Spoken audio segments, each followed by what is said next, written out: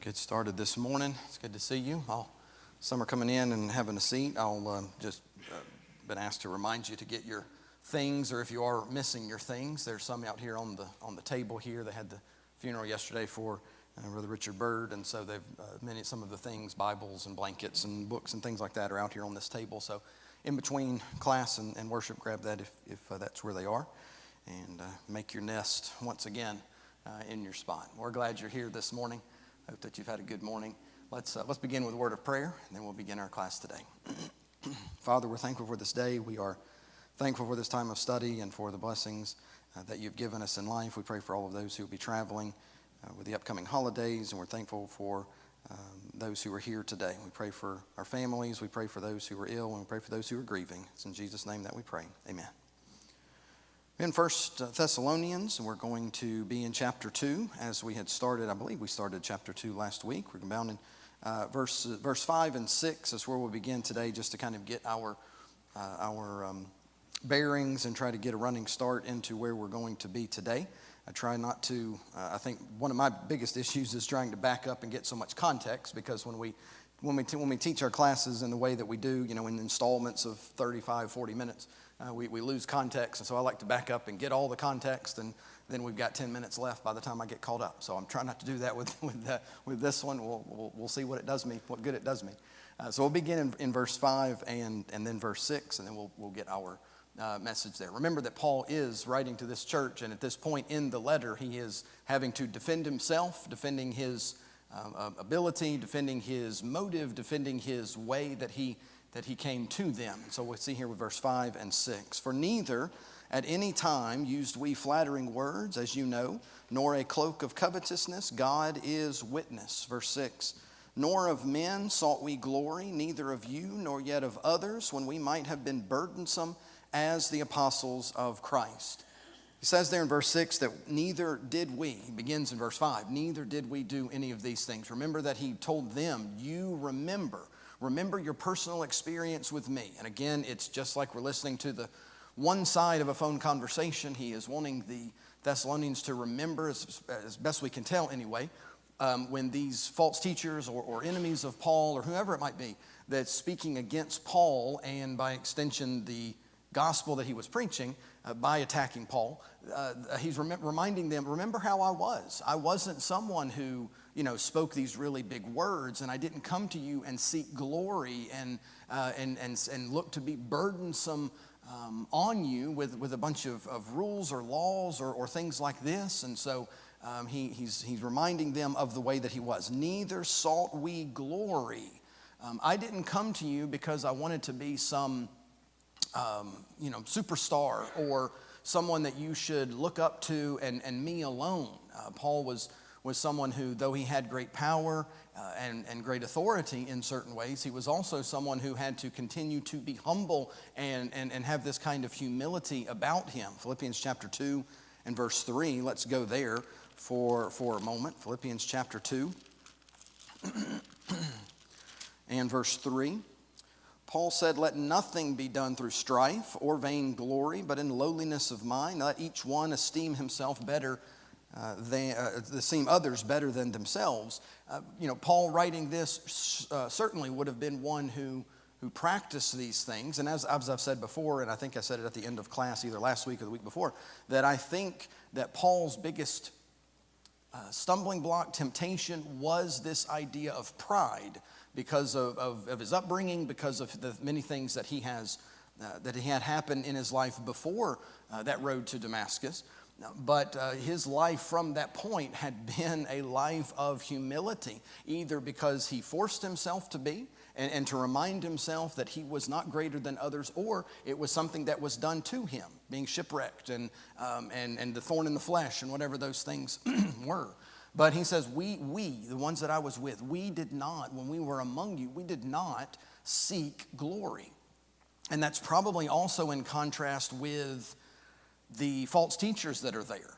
They were wanting to be the ones that everybody came to. Remember the Pharisees with Jesus. It seems to be that one of their biggest concerns was that people were going to Jesus for their questions and answers, and they were kind of losing their place or their their place in the minds of others. They like to stand on the street corners and pray these big prayers. They like to be seen of men, and Jesus comes along and kind of takes the rug out from under them. And so the humility part was difficult for them. And Paul, being a Pharisee, may have had that same kind of issue. So he says, we didn't come seeking glory. And I guess we could say maybe that others did. We're not like them. And so when you compare, testing spirits, try those who came. Do you think the false teachers are the ones who are preaching the true gospel? Well, then compare it with what I've said. You compare which one's right. Based upon what you've seen of me, the miraculous gifts that I was able to give you and to do myself, the words that I have said in looking at the Old Testament with the new gospel that we've brought.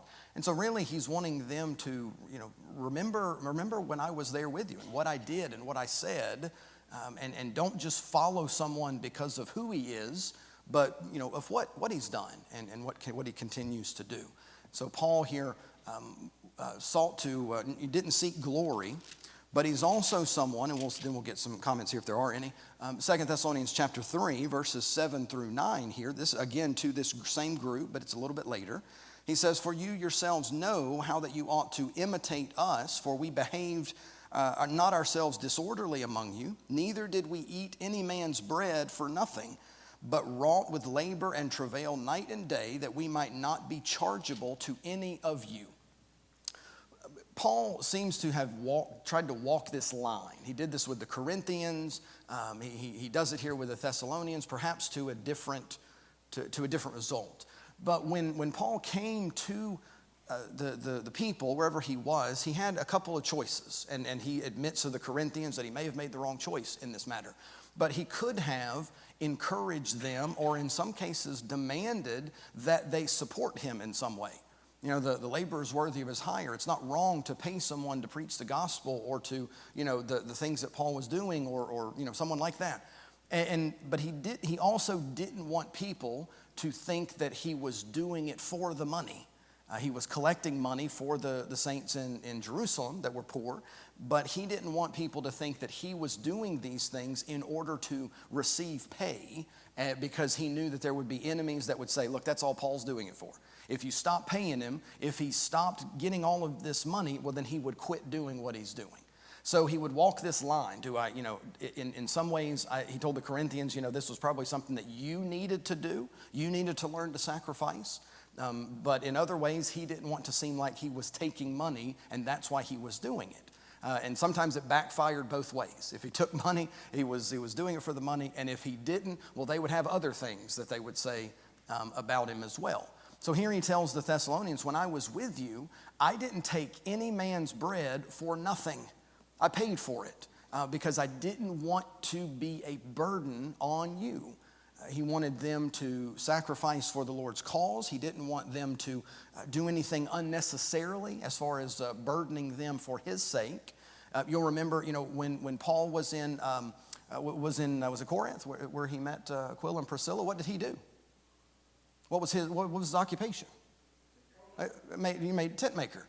So something that he could do with his own hands to help support himself. That was done in part so that he could make connections in that business kind of world. He met them, and the work that they continued there was in part because he could do that. But also he didn't want the Corinthians to support him and be an undue burden. And this might be Paul's humility speaking here. He told the Corinthians, maybe I should have burdened you a little bit so that you would have learned how to give and to sacrifice. And so he kind of mentions that here in chapter 2 of 1 Thessalonians, verse 6. We didn't seek glory, not of others, and when we might have been burdensome as the apostles of Christ. He, as an apostle, Silas and Timothy as apostles, remember that word means one sent. They were sent by the church in Antioch. And so as those who were sent or missionaries, they had the ability, the option, maybe there's a stronger word there, to get money from them or some sort of support, whether it was money or food or something like that. But they chose not to, because they were constantly thinking about how is this going to appear to people? When I show up, do these miracles, preach the gospel, and then say, now pay me. He didn't want to appear that way. And so he's reminding them, and I'm guessing, but I think that we could rightly say that the ones who came in after Paul were the opposite of this.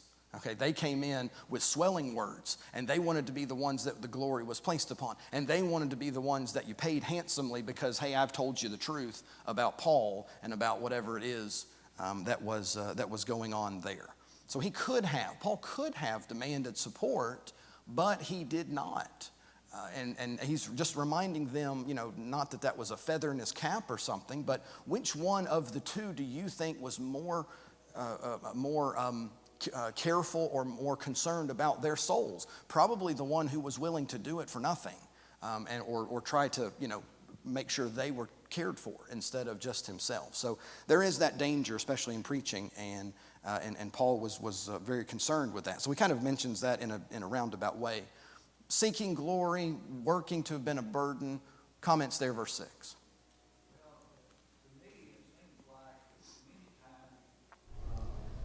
Speaker will speak words, flattering words, instead of telling us what we need to know. Sure. And I think that if a preacher gets in the pulpit and preaches and he don't get on our toes once in a while, he is not doing a good job. For sure. Yeah, it's a great point. Yeah, there is that danger also as well, not just in doing something for money, but not doing something for money.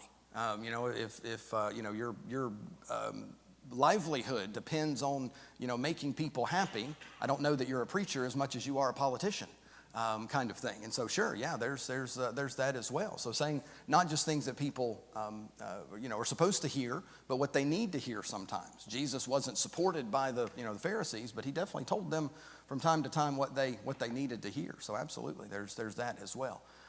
And that could speak also to some of the things perhaps that Paul told the Thessalonians. I wasn't a burden to you, therefore I was free to tell you what you needed to hear. And whereas the Pharisees perhaps kind of made it I keep saying Pharisees, the enemies of Paul probably said it in a different way to make them more happy with what they were saying. Anything else, verse 6? Verse 7, but we were gentle among you, even as a nurse cherishes her children. So Paul here kind of likens himself either to a nurse, to a mother, something like that. He's reminding them again of the tenderness, the care that he had for them. Again, how were the people that came after Paul? How did they treat the people here in Thessalonica? More than likely, they didn't treat them the way that a nurse cares for her children. And they didn't have this kind of tenderness. Probably, if they are like the Pharisees that Jesus knew, they were probably like those who acted like a master and a student, a teacher and a student, or someone that knows better. I know better than you, and so you sit and listen, that kind of thing. But Paul says, I was gentle. That word can be kind or patient or compassionate. If the Thessalonians were anything like the Corinthians, they needed lots of patience and compassion. And so while sure he could and probably did tell them difficult things that they needed to hear, he also said it in a way that didn't cause people to turn away from him. He said, we can say lots of things, and many times it's the way that we say it that can turn people on or off to the gospel here. So Paul said we were gentle, though that's the whole reason perhaps for his doing these things was to make sure they understood the gospel, and he was going to do whatever it took to do that. And if that meant taking their problems, their frustrations, their whatever it was that they were giving, Paul was willing to do it.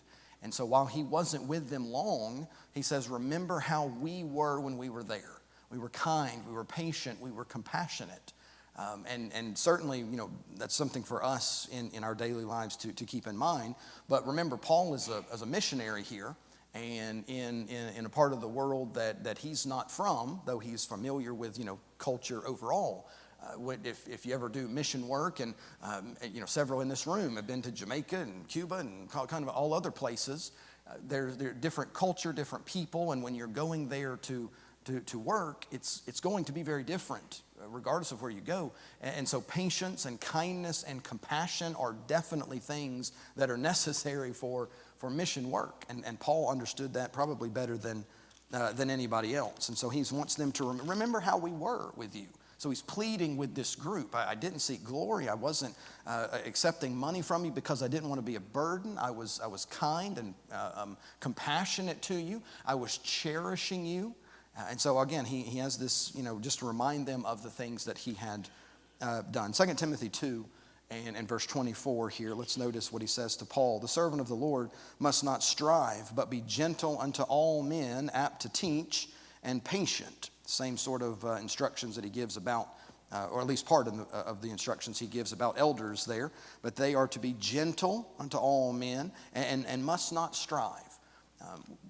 Why do you think our leaders, elders especially, but why does, Paul mentions it for others as well, why do you think they need to be those who are patient and not trying to strive or to, pick fights, that sort of thing? Why do elders need to be patient? Let's simplify the question, I guess.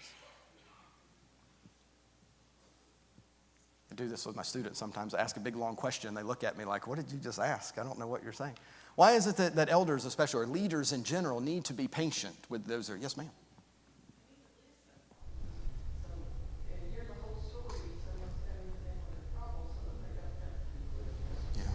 Yeah, that's great. They need to be those who listen. There's so many reasons, so much wisdom in elders being those who are not novices. They're not beginners.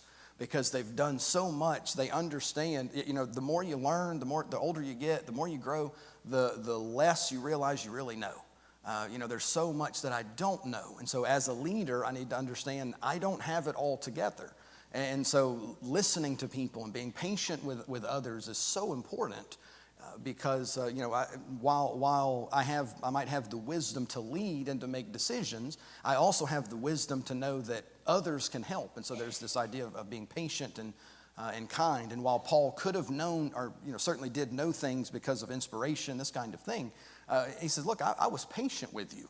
I knew that you needed that, and so I wasn't going to come tell you this is how it is, and if you don't like it, well then get out." Now, he was patient with people and compassionate, and I'm assuming that he is comparing himself to those others that came. Yes, sir? Everybody's not at the same level of knowledge, experience, whatever to take the teaching that we have. Yeah. They have to be brought along. Yeah. Yeah, we're all the star of our own movie. We're all we're watching this movie called Our Life from our own personal perspective. And when we're young, we think that that's the perspective, and then there's not another one. But as we get older, we realize that everybody is looking at things in vastly different ways, and not everyone has the experiences that I do, and not everyone has the knowledge or the understanding that I do. And so let's do these things together. And so that's certainly a great comment there. He also says that we cherished you, again, to comfort here. As we're going to see when he gets to one of the main problems here in Thessalonica, and that's about their misunderstanding of the second coming. Several of those were, upset because they thought that if Jesus doesn't come back soon, my loved one that's on death's door is never going to see him. And they were so upset about that. And so Paul told them, well, let's correct that thinking. You've actually got it wrong. And he wants them to comfort one another with these words. And so perhaps there's the same idea that Paul was there comforting them. He was warm to them. He wasn't just this cold teacher that told them what, these things are and this is what you need to do regardless of how it makes you feel. And he was concerned with them. He didn't water down the truth. He didn't avoid telling them things, but he comforted them in strife, in difficulties and persecution, but also in mistakes and frustrations that they caused. And so he was familiar with and concerned with their feelings and how they perceive things. Let's look at John 21, verses 15 through 17 here. Remember Jesus here after his resurrection. I love how he handles Peter here. he told Peter before his death, you're gonna deny me 3 times. Remember, Peter was just so adamant, Lord, I would die for you. And Jesus said, Peter, you're gonna deny me 3 times before the morning. And Peter's like, no way, that's not gonna happen. And of course it did. And then after his resurrection here, we see that, it says, when they had dined, verse 15, Jesus said to Simon Peter, do you love me more than these? And Peter said, yes, Lord, you know that I do. And he said, well, then feed my lambs. He asked him a second time, verse 16, do you love me? Yes, Lord, you know that I love you. And he said, well, then feed my sheep. Verse 17, he asked him a third time. We can't say for sure that that's why he did it, but Peter denies him 3 times, and here he gets Peter to say that he loves him 3 times. I love how he in my mind anyway, that's the connection there. Of course, you know that I love you, and he said, well, then feed my sheep. You do what you know you should do. Peter made a mistake and wept bitterly for it, and Jesus said, come on back. And so perhaps that's Paul certainly has that same kind of attitude here. Leaders need to have that kind of attitude, especially when it comes to spiritual things. People make mistakes, people fall away, people do things that they shouldn't do, and leaders should be the first ones to say, you made a mistake, come on back. If that's certainly what you're wanting to do there. And so it's not an exclusive group to where you mess up and that's it. There's certainly a lot to be said about those who are forgiving and willing to forgive of others, the way that Jesus was. Verse 7, anybody there? I was thinking, you said like leaders being patient. I was thinking like being a parent. I watch my boys grow up and they make mistakes that I pretty much know they're going to make because I live through that thing too. And I give them advice, and sometimes they take it, sometimes they don't. So when they don't do it and they make the mistake I knew they were going to make, I have to be patient and bring them back in. I think all leaders do that. When you talk about elders, not being a novice, they've lived through a lot of things, and they can't make members do what they need to do, but they try to guide them in the right direction. They probably know a lot of times how it's going to work out. You have to be patient because they make mistakes, like you said. Yeah. They'd be willing to bring them back in, just like Jesus did with Peter or something. Yeah, that's such a great point. Yeah, verse 7, as we're reading here, there's a reason why God is often pictured as a father or a hen gathering her chicks under her wings, or here a mother or nurse that comforts her children. There's a reason for that. It's because that's the probably closest illustration that we as humans have of how God is to his people. And so being a leader is like that, and there's a lot that can be said about that. Yes, sir? I think there might be a connection there between elders having to have children. Yeah.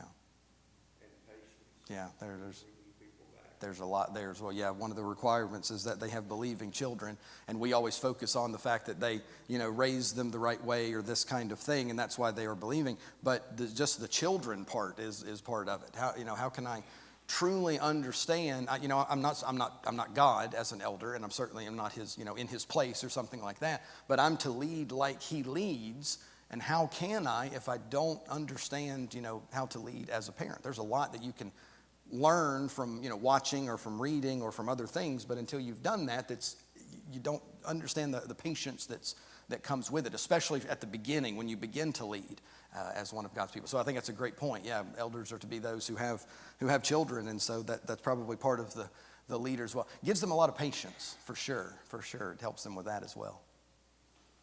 So Paul, again, is reminded, Paul wasn't an elder, and he wasn't one of these, but he said, we were those who cherished you. We were gentle, we were kind, we were patient. We were like a nurse cherishes her children, and we were concerned with you.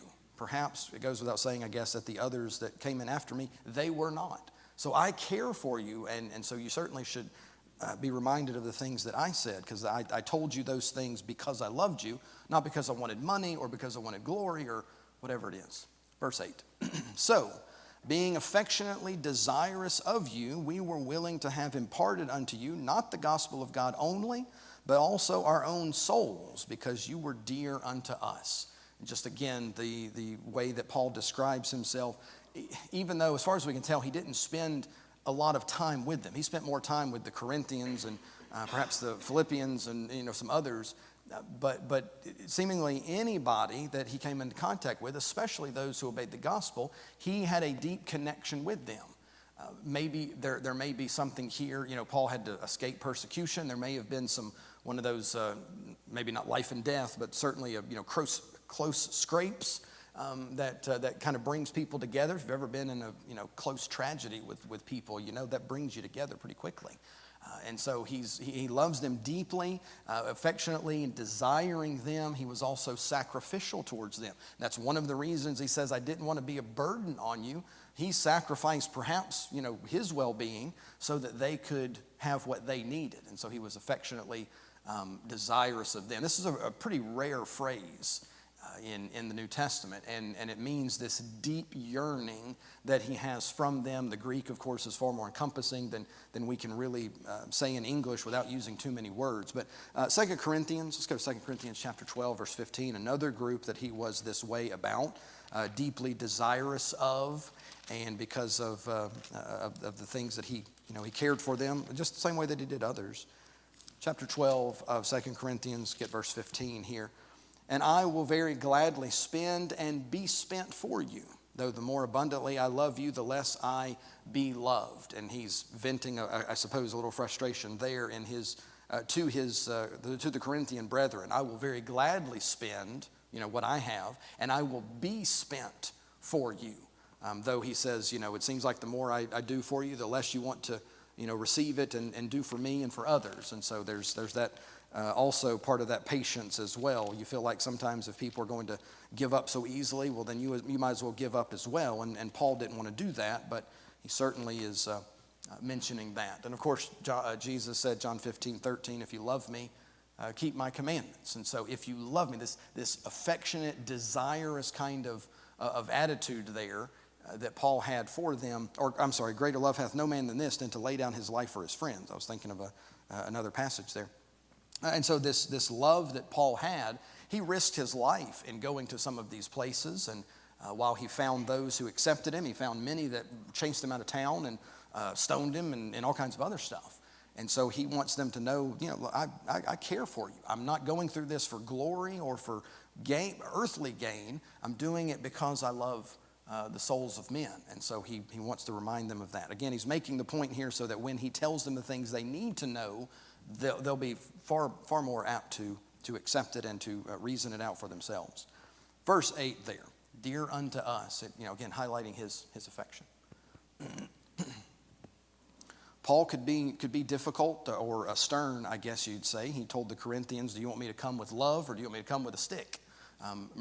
Spiritually speaking. So, but it came from the place that all parents have towards their children. It came from that place of love, and so that it wasn't this master-student kind of thing. It was a parent and a child. I care for you deeply.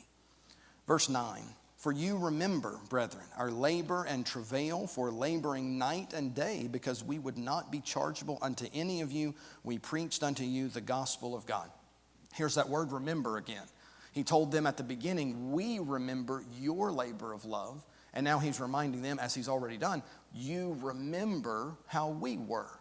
Remember our labor and our travail. We worked night and day with you because we would not be chargeable unto any of you. We preached the gospel. So surely this has to do with working, spreading the gospel.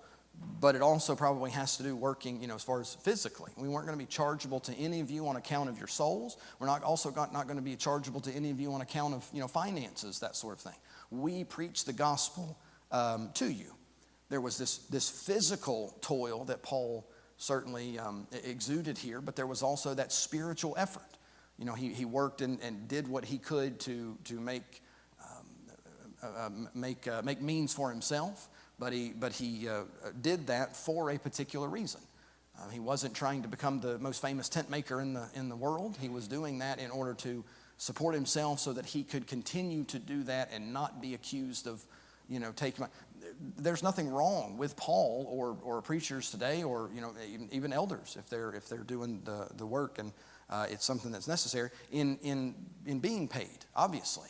But Paul's mindset here was, especially going into this brand new, I want to take every effort to make sure that nothing can be pointed to me and I'm standing in the way of the cross. I want people to see Jesus. As I said to the Corinthians, I promise to know nothing to you except Jesus Christ and him crucified.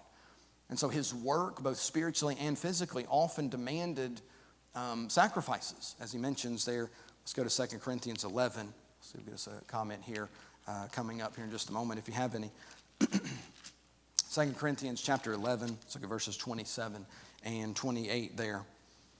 In weariness, he says, and painfulness, watchings often, hunger, thirst, fastings often, cold and nakedness, besides those things that are without, that which comes upon me daily, the care of all the churches. He up in verse 24, he begins in kind of this list of things that he has suffered for the cause of Christ, not as a way to say, look how faithful I've been, but to kind of highlight the difficulty that his road has been. And why would you do this for something that you didn't truly believe, that you knew was a lie, or that you didn't think was worth it?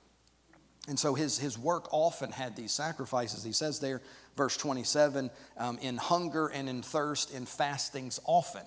I have an idea that sometimes those fastings were voluntary and sometimes they were involuntary, because he wasn't going to take something that he wasn't going to pay for. He didn't want to take gifts because he didn't want anybody to think that he was doing it for some other reason, that sort of thing. There were those who gave to him.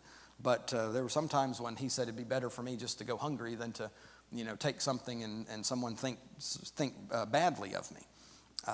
And so, in fastings often, cold, nakedness. And he says of 2 Corinthians 11, verse 28, besides those things which are beside the things that are outside, there's also the inward stress, this feeling of care that he cared so much, the things that come upon me daily, the care or anxiety for all the churches. If we take what Paul says here in chapter 2, verses 7 and 8, of 1 Thessalonians, that he looks to these people as his children, is it any wonder then that when he hears of people falling away, or the Galatians being, tricked, I suppose, to follow a different gospel, is there any wonder then why he has that kind of anxiety and stress? Because it's not just people that he met on a trip somewhere and he's never going to see them again. He thinks of them kind of as his spiritual children, the way that he kind of thought of Timothy as his son in the faith. And so when those people left or left the Lord, Paul felt it very deeply because of how much he cared. So those things were weighing on him, as well as the other things that he sacrificed for. He wanted them to remember the sacrifices that I have made.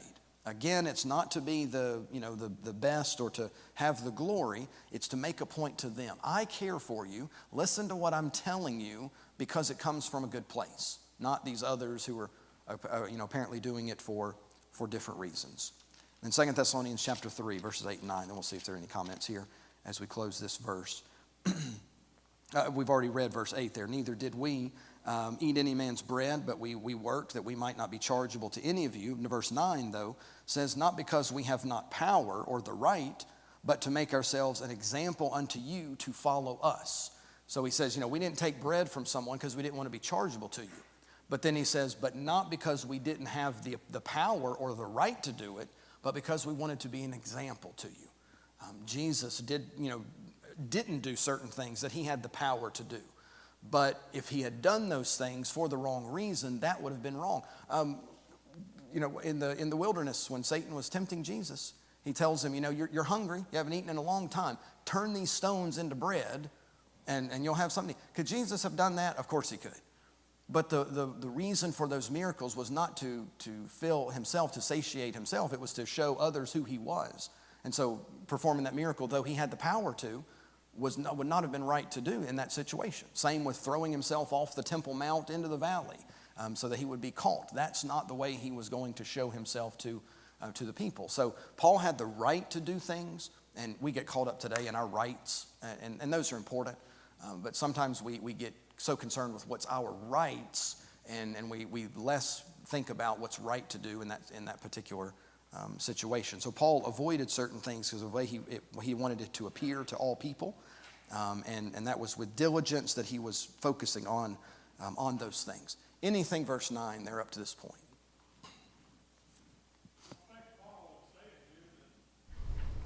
Whether you're a preacher, whether you're an elder, whether you're a Christian, it takes full commitment to each other, to God, and the love has got to be there fully. What a great short, concise comment. Absolutely. The commitment that Paul shows here, whether you are an apostle like him or a preacher or an elder or a teacher or Christian that's working with him, the commitment has to be there, the sacrifice has to be there, and that very large word that you said, love, has to be there as well. The reason Paul was willing to do all of these things was because of love. Seeking glory, you're not going to be willing to do all of these things just to be famous.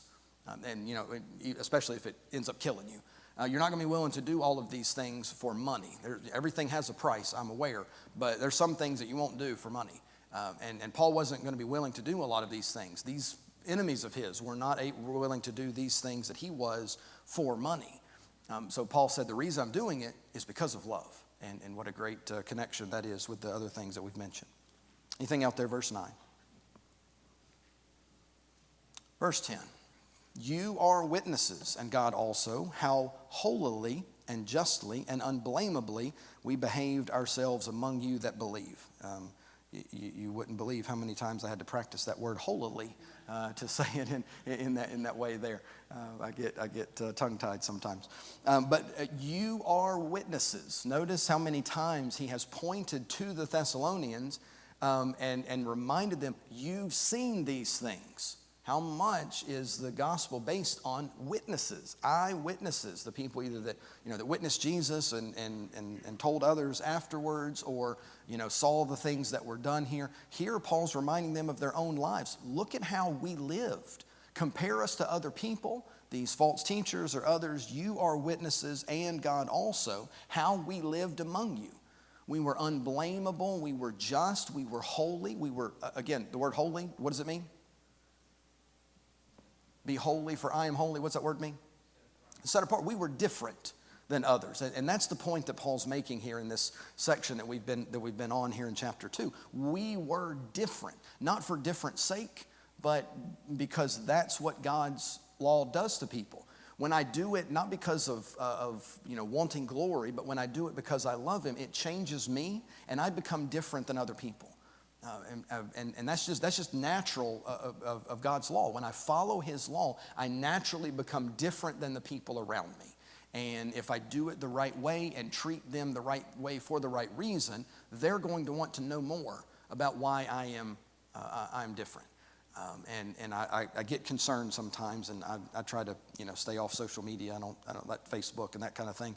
I've just become so disappointed sometimes, and of people that say things that no one can read what you just said and think that you are anything different than everybody else in the world. And I have nobody in mind when I'm saying that. I just know that I've thought that sometimes. How can you tell people that you're a member of the Lord's church and you're Christ-like when you say things like this? And it's just there for everybody to see. We're supposed to be holy. We're supposed to be different. And we've always got an opportunity to do it, but what better time than now to be different than those in the world? And so, again, Paul says, remember how we were. We were unblameable. There's nothing that happened you could put on us. We were just. We were holy. And so he says that we behaved ourselves among you. Paul backed up his message. We were separate when it came to living, for God. We chose to live with Him. We were separate. We were also just, meaning towards other people. We did what was right. Paul, as a Pharisee, certainly would have been concerned with what was right. He was going to do exactly what the law said, so he certainly would have done that. But also in his reputation and those that were with him, he said we were unblameable. He mentions that about himself when he is kind of, in a way, I keep saying he was bragging. I don't know that he would agree with that, but in Philippians chapter 2, verse 15, as he does in other places, he talks about how he was unblameable when it came to walking in the Lord. But here in Philippians 2, verse 15, that do all things without murmuring or disputings, that you may be blameless and harmless, the sons of God, without rebuke, in the midst of a crooked and perverse nation, among whom you shine as lights in the world. That was written almost 2,000 years ago, and if that doesn't apply to us today, I don't know anything that can. Now, we can be that way as well, but only if we walk, as he says here, blameless, harmless, the sons of God. You be different and set apart. Paul's reputation was that he was going to treat you right. He was going to be different than other people. And even when it was his right to have something or do something, he wasn't always going to do it because he wanted the cause of Christ to have the best reputation, and he understood that he was a carrier of that. As a light or as a mirror that's reflecting the light in the world, I don't want anything to get in the way. And whether it's, whatever, it doesn't matter. But anything that I do or say, I often have to ask myself, how does this appear? How is someone going to see this and think about me, or more importantly, about the cause of Christ? And we don't always take the time to think about that. And I say we because I'm just as guilty. But Paul thought about the things that he did, and his plan of going into a place was always predicated on, how are people going to perceive Jesus based upon what I do or don't do? And he was certainly concerned with that. Verse 10, lots there, but let's get one more verse before our bell rings. Unless there's any comments. Okay, verse 11. As you know how we exhorted, comforted, and charged every one of you as a father does his children. He has made the complete circle now. He's been, a mother or a nurse there, and there's this shift from tenderness. Now he kind of is more father-like, or as we kind of think of it, the more firmness that he could talk about here. As you know, we exhorted and comforted. We exhorted, we urged you toward obedience. As we, sometimes we talk about comfort, we talk about the warmth that Paul had towards them. We might get the wrong idea and just think that Paul was okay with anything. Sometimes people think that about Jesus, that he was all loving. And certainly there was love there, and everything that he did was because of love. But love has within it firmness that's there. You love your children, but if they do something wrong, you're going to correct it because of the love. And again, I don't know that we can always understand that without that kind of without that knowledge. And so, as you know, we exhorted, we comforted, and we charged you. So we exhorted, we urged you to obedience, but then we also comforted, we encouraged in trials. So there's both sides of that. And the longer I'm a parent, the more I need to understand that it's not one parent being this way and another parent being this way. I guess that's kind of a traditional idea. Mom's the one that hugs, and then wait till your father comes home because he's the disciplinarian. I don't know that should be the case, and I'll let you decide that for yourself. But when it comes to what Paul was, he said, I was both. So I was this one who comforted you, but I also exhorted you because I was concerned not just with you, but with also the gospel that we preached. Because if we just said, God loves you, do whatever you want to do, that waters down the gospel. And so he said, I was concerned about that as well. So he exhorted, he comforted, but also he charged solemn instructions that he was making towards the people here that they would do the things that they were supposed to do. The gospel is certainly about instructions and things that we are to do, but as well as the idea that of those things that he was doing. So there's exhortation, there's this charging that's there, and he was interested in all of those things. So his love for the gospel, his love for people, are those things that were on his mind. Anything there, verse 11. All right, let's see. I don't know how much time we've got here, but let's see. Maybe we can get verse 12. Who knows? He's not at the button yet. Verse 12, that you would walk worthy of God who has called you into his kingdom and his glory. This is the aim of Paul's work. This is his goal, is holy living. I want you to be different. His mother-like attitude, his father-like attitude, he wanted them to be different. I want you to walk worthy. How many times you think of the Christian life as being a walk? It's not a step, it's a bunch of steps. And in order to get to my destination, I have to be consistent in putting a foot forward each day. And so he wants them to be consistent in their in their conduct. And he mentions something similar there too in the book of Colossians. But he says that walk worthy of the one who called you. He's going to tell the Thessalonians in his next letter that he calls you by our gospel. So you walk consistent of that walk, of that call, and also there because he called you into the kingdom and the glory, the current kingdom and the future glory that's coming. Stop right there. We'll review and rehash verse 12 when we get back next time together. But we got pretty far. That's pretty good. That's where I wanted to get today. Thank you so much for your attention. Appreciate it today.